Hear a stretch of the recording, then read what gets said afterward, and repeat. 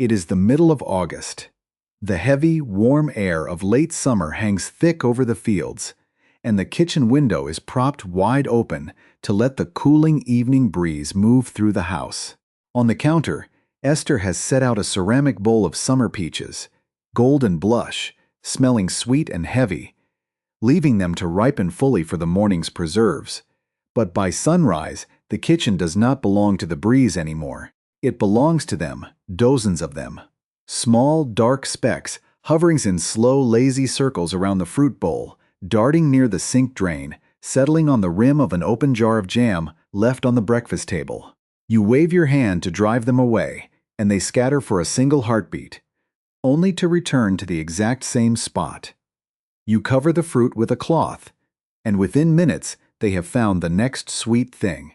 By the next morning, there are twice as many minutes as there were yesterday. And it does not stop in the kitchen. By the time you step out onto the back porch with your morning coffee, the larger house flies are already waiting. They are buzzing in sharp, frantic loops against the screen door, landing on the wooden railing, drawn by the compost bin near the steps or whatever crumbs remained on the picnic table from last night's supper. To fix it, most folks do what modern life tells them to do. You go to the local hardware store and look at the shelves. You find those familiar boxes of sticky yellow fly strips. They cost $9 a box. You take one out, unroll the tacky, chemical-scented ribbon, and hang it right in your doorway. Within a week, it is full. A dark, unsightly cluster of twitching insects hanging right where your family and guests walk in. It lasts maybe 2 weeks in the height of fly season before it loses its stickiness, meaning you have to buy another and another. All summer long. Stop and think about that. Why do we simply accept that keeping a home clean and comfortable requires a constant subscription to the hardware store? Why do we trade our hard-earned money for an ugly commercial ribbon that only tackles half the problem? Understand this. There is another way. My name is Elias Yoder. I am an Amish farmer, and I live and work here in Lancaster County, Pennsylvania. In 25 years of married life, Esther and I have never bought a single box of commercial fly strips. We have never sprayed a chemical aerosol in our kitchen, and we have never owned a plug-in insect trap. We do not need them. The methods I am going to share with you are the very same ones our mothers used, and their mothers before them. They are traditional farmhouse kitchen traps that cost almost nothing to assemble. Use simple pantry ingredients you already have sitting on your shelf, and handle the fly problem more effectively than anything you can buy in a store. Now, before we go any further, let me give you an honest word about the limits of what we are doing here. I am a practitioner, not a salesman, and old knowledge only works when you treat it with respect. These traps are not magic spells. They will not rid an entire county of insects, and they will not clear out a poorly managed barnyard. If you leave open garbage or rotting meat sitting on your counters, no trap in nature can outwork that neglect. But if your goal is to protect your living space, to clear the kitchen counter, and to keep the back porch peaceful for pennies a week, these methods work with absolute certainty. The secret to their success lies in a simple piece of creation's design. You cannot catch two different pests with the same trick. The commercial industry wants you to buy one single product for every fly. But if you look closely, truly stop and observe, you will see you are fighting two completely different battles. The house flies on your porch are large, 5 to 7 millimeters long, with dull gray bodies and 4 distinct dark stripes down their backs. They breed outside in animal waste and decaying organic matter. They are hunters of protein. They enter your home looking for the smell of food scraps or meat left on the counter. The fruit flies in your kitchen are tiny, barely 2 to 4 millimeters long. If you watch them settle on a piece of fruit, you will see they have bright red eyes. They do not come from the barn. They breed right under your nose, inside the damp film of your sink drain or the moisture at the bottom of the trash bin. They do not care about protein. They are entirely ruled by the scent of fermentation. Specifically, the volatile esters released by sugars as they begin to break down. For over 150 years, American farmhouses solved this by using two distinct traps, each tailored to the exact biology of the fly it was meant to catch. This isn't folklore or superstition. Modern agricultural research confirms that an insect's tiny brain is hardwired to follow specific olfactory trails. One fly hunts for the signature of decay. The other hunts for the signature of fermenting sugars. By understanding this chemistry, we can build two different environments using standard household items. One that mimics the exact protein and ester draw needed for the housefly outside, and one that uses live, active fermentation to create a cloud of carbon dioxide and ethanol that indoor fruit flies cannot resist. Both of these traps are built using nothing more than a discarded plastic bottle from your recycling bin, a little water, and simple ingredients from your baking cupboard. They take less than 5 minutes to put together. But there is a very specific way these liquids must be combined, and one crucial, everyday ingredient that must be added to the mixture. Without this single element, you aren't building a trap at all. You are simply setting out a free buffet that will draw more flies into your home. But when you add it correctly, the natural surface tension of the liquid changes completely, turning a simple sweet drink into an inescapable grave. Let me show you exactly how we mix these baits, the precise measurements handed down through generations, and how to construct the bottles so the flies go in, but can never find their way out. Let us bring our tools to the table. You do not need anything specialized or expensive. Just a sharp pocket knife or a pair of sturdy kitchen shears, and 2 clean plastic bottles from the recycling bin. We will build the large trap for the houseflies first, using a standard 2-liter soda bottle or a quart-size water container. Hold the bottle firmly and look at where the plastic begins to slope inward, forming the shoulder that leads up to the spout. Take your knife and make a clean, level cut all the way around, about 1/3 of the way down from the top. When you are finished, you will have 2 pieces, a tall bottom cylinder and a loose plastic funnel. Set the funnel piece aside for just a moment while we mix the bait in the bottom. The first ingredient is our attractor, and the choice you make here matters greatly. We use 1/2 cup of apple cider vinegar. Now, a common beginner mistake is to grab clear, white distilled vinegar because it is closest at hand.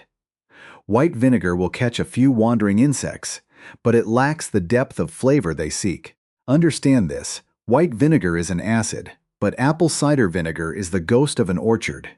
It carries the deep amber color and the heavy sweet-sour esters of fermenting fruit. That is the exact scent trail the housefly's ancestors followed for thousands of years. To this amber liquid, pour in 1/2 cup of plain well water and 2 tablespoons of ordinary white table sugar. Take a clean wooden spoon and stir the mixture thoroughly. Do not rush this step. Stir until you can no longer hear the scratch of the sugar grains against the plastic bottom, and the liquid runs completely smooth. If you leave the sugar sitting in a thick, undissolved sludge at the bottom, it will not release its volatile gases into the air correctly. Now comes the most critical ingredient in the entire process, the plain dish soap. Add 5 to 10 drops. Watch as it slides down the inside of the plastic, a slow, colored ribbon settling into the sweet vinegar. Here is where the most common failure happens. Many folks feel a sudden burst of energy and stir the mixture vigorously until the bottle is filled with a thick white head of soapy suds. Stop and think about this. If you create a dense layer of foam in this trap, you have built a bridge, not a grave. A housefly will land lightly on top of those tiny soap bubbles, grooming its wings, and eventually fly right back out the way it came. You must stir with a light hand. Just a few gentle, slow rotations until the soap disappears into the liquid, leaving the surface perfectly clear, glassy, and still. Take the top funnel portion you cut off earlier, turn it upside down so the narrow drinking spout points downward, and nestle it into the bottom half of the bottle. It should sit snugly, suspended above the liquid like an inverted cone. Take a small strip of cloth tape or paper tape and secure the top rim so the wind cannot dislodge it. Your outdoor housefly trap is now complete. Let us move immediately to the second vessel, the small trap for the fruit flies. For this, we use a much smaller container. A half-pint or pint-sized water bottle works best because fruit flies are small and hunt in tighter spaces. Cut the top third off in the exact same manner as the large bottle. The bait for this indoor trap is not passive. It is alive. Pour 1 cup of warm water into the bottom half. Now, pause and consider the warmth of that water. This is the second place where beginners ruin their work.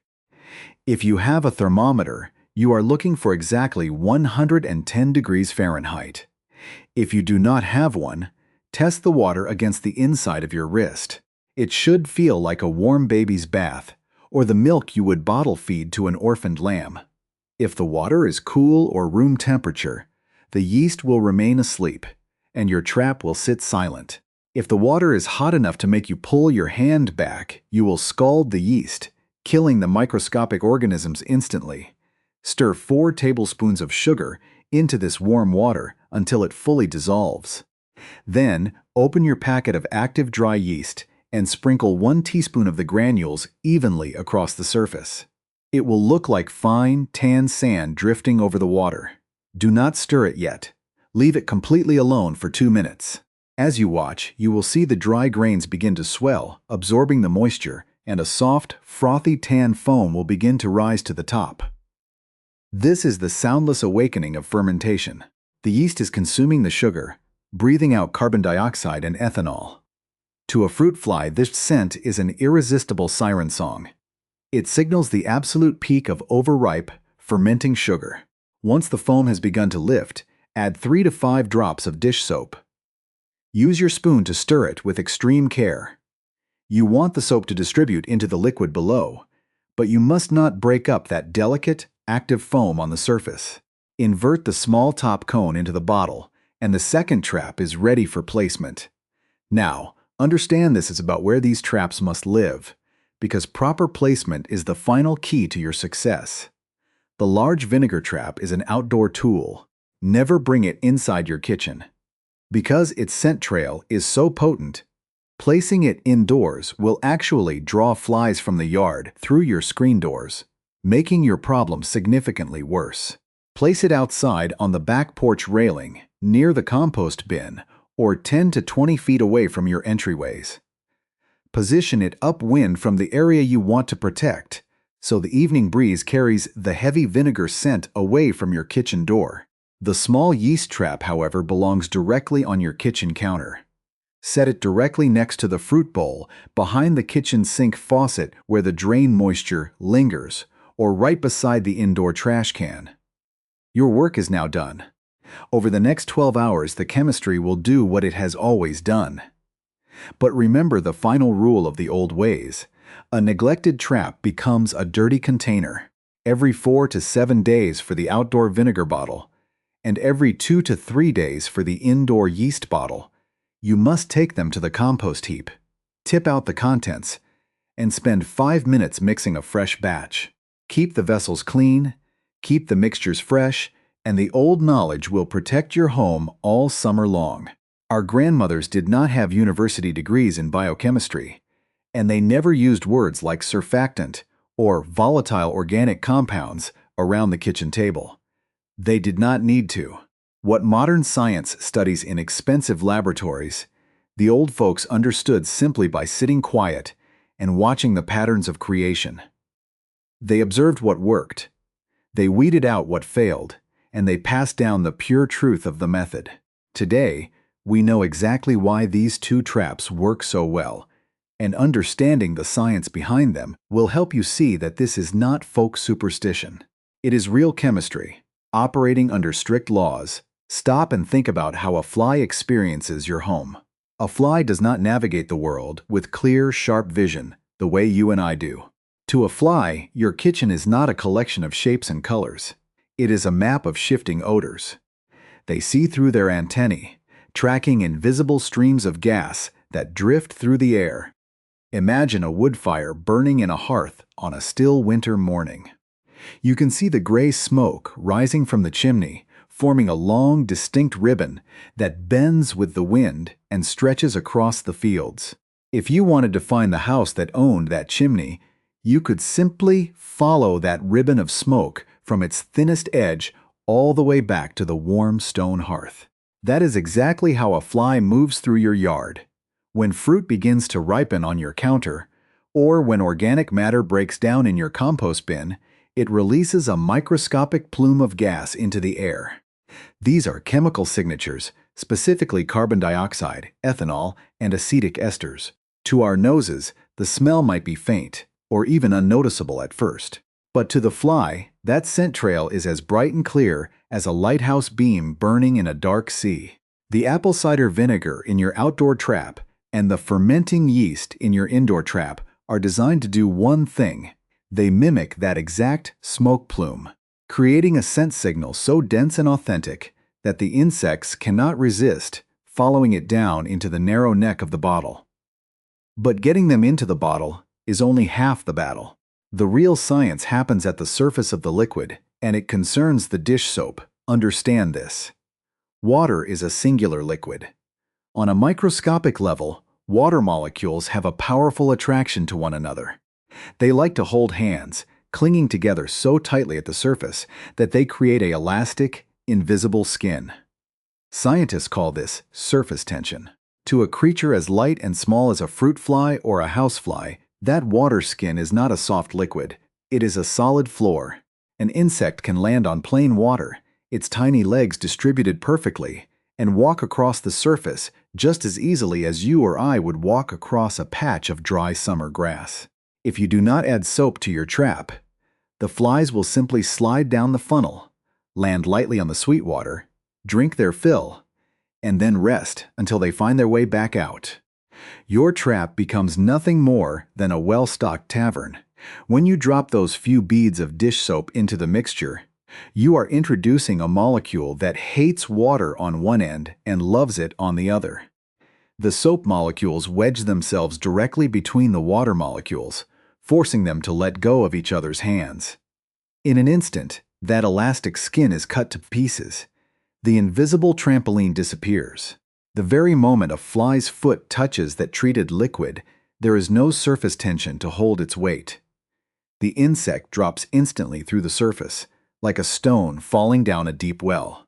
Its wings are immediately coated in the soapy water, preventing it from taking flight, and it drowns in a matter of seconds. The soap is the trigger that turns a simple basin of bait into an absolute dead end. Now, let us be entirely honest about the boundaries of this method. I am a practitioner who believes in truthfulness, and every natural solution has its clear limits. If someone tells you that a single homemade trap will solve every insect problem under the sun, they are selling you a falsehood. First, these traps operate on the principle of a small voice in a loud room.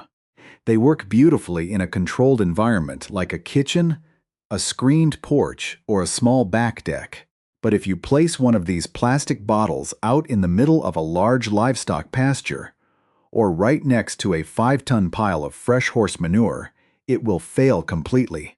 A half cup of vinegar cannot compete with the massive, overwhelming scent plumes of a working barnyard.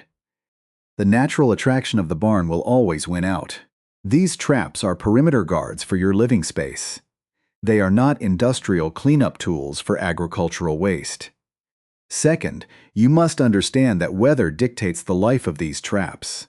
In the suffocating heat of a mid-August afternoon, if you leave the indoor yeast trap in a spot where the direct sun hits it through the window glass, the internal temperature of that plastic bottle can easily soar past 120 degrees. At that temperature, the live yeast cells will cook and die. The fermentation will stop completely, and the carbon dioxide signal will go silent within an hour. Likewise, if a heavy summer thunderstorm catches your outdoor vinegar trap unprotected on the porch railing, the rain will fill the funnel, dilute the mixture, and wash away the dish soap. The surface tension of the water will reform, and the trap will stop working until you dump it and rebuild it from scratch. Finally, we must speak of the insects themselves. These traps are highly specific. They are built for houseflies and fruit flies because those two species hunt by the scent of sugars, acids, and fermenting organic matter. They will not catch horseflies, deer flies, greenbottle blowflies, or black flies. Those biting pests are predators. They do not care about the smell of an orchard or a rising loaf of bread. They hunt by looking for the physical movement, body heat, and dark shapes of warm-blooded animals and humans. If you are being plagued by deer flies while working in your garden, setting out a bottle of apple cider vinegar will do you no good at all. To use the old knowledge successfully, you must accept it for what it is, a precise, quiet balance of natural chemistry designed for specific spaces and specific pests. When used within those honest boundaries, it is flawless. When pushed beyond them, it is useless. Knowing the difference is what separates a true master of traditional crafts from someone who merely guesses. Where did this understanding come from? This knowledge did not begin with me, nor did it begin with my parents here in Lancaster County. If you travel back into the 19th century, you will find that these exact principles were the unspoken foundation of every working household across the American frontier. Long before the advent of disposable plastic, our ancestors built the very same traps using heavy, hand-blown glass or glazed earthenware. If you browse through an old antique shop today, you might occasionally come across a curious, heavy glass vessel shaped like a bell, resting on three small glass feet with a deep, hollow well molded into the bottom rim. Those are antique glass fly catchers. Settlers filled those bottom channels with sour mash, stale beer, or fruit vinegars, mixed with a scrape of home-tanned lye soap. They understood the funnel. They understood the scent. They understood the surface tension. It was an essential survival skill in an era when food preservation was a matter of life and death, and an uncontrolled swarm of pests could ruin a winter's supply of dried meat or summer preserves in a matter of days. This is not merely a collection of unverified fireside tales. If you wish to find formal, written confirmation of these methods, you do not have to look far into the historical record. In the early decades of the 20th century, before the modern chemical industry began manufacturing synthetic aerosols and commercial adhesive strips, the United States Department of Agriculture looked directly to the wisdom of traditional farms to instruct the nation. If you search the archives for the old government publications from that era, you will find documents like Farmer's Bulletin number 851, published in August of 1917, or the later Farmer's Bulletin number 1408, compiled by the Bureau of Entomology. Within those faded ink-printed pages, early government scientists laid out the precise specifications for building homemade farmhouse fly traps.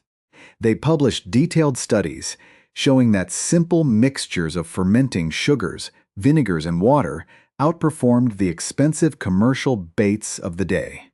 State agricultural extension services from Ohio to North Carolina printed similar bulletins, urging rural housewives to rely on their pantry shelves rather than spending their scarce coin on manufactured poisons. The old documents are there, preserved in libraries and digital archives, proving that what we call folk remedies today was once recognized as the highest standard of practical sanitation by the nation's finest agricultural minds. Stop and think about why that information faded from the public eye. It did not disappear because it stopped working. The flies did not change their biology, and the vinegar did not lose its acidity. What changed was the market. You cannot build a multi-million-dollar industry around an empty soda bottle, a spoonful of sugar, and 5 drops of dish soap. There is no corporate profit in a recipe that costs 3 cents and can be built by a schoolchild in 5 minutes. And so, as the decades rolled on, the large manufacturing companies spent vast sums of money to convince the American public that self-sufficiency was primitive, that traditional ways were outdated, and that safety could only be bought inside a brightly colored box at the hardware store. 2 generations of constant advertising were enough to make a century of proven, practical knowledge vanish from the common memory. We became consumers of solutions rather than masters of our own households. But that forgotten knowledge is still here, waiting quietly on your kitchen shelf. It does not require an act of Congress, a massive inheritance, or a specialized workshop to reclaim it. It requires only 5 minutes of your time and a willingness to look at the simple items in your recycling bin with a fresh set of eyes. So, here is what I invite you to do tonight. When the evening settles and the chores are done, do not sit back and simply accept the frustration of the insects buzzing against your screens or hovering over your fruit. Walk over to your counter. Take an empty plastic bottle that would have otherwise been thrown away. Cut it down with a pocket knife or a pair of kitchen shears. Mix the apple cider vinegar and sugar for the porch, or sprinkle the small spoonful of active dry yeast into the warm water for your kitchen counter. Add those few, quiet drops of soap to break the surface tension. Place the vessels where they belong, and let the quiet laws of creation do the rest of the work while you sleep. Tomorrow morning, when the first light of the sun breaks over the horizon, and you walk into your kitchen to pour your coffee, go and look inside those bottles. You will see the physical proof of the old ways resting at the bottom of the liquid. You will see a cleaner kitchen, a more peaceful porch, and a solution that cost you nothing more than a few pennies from your pocket. There is a deep, quiet satisfaction in knowing that you do not need to rely on a store shelf to keep your home clean and comfortable. You have the tools, you have the ingredients, and now you have the understanding. Reclaim that small piece of independence for your household this week. That is how the old folks did it. That is how it is still done in any farmhouse kitchen that remembers.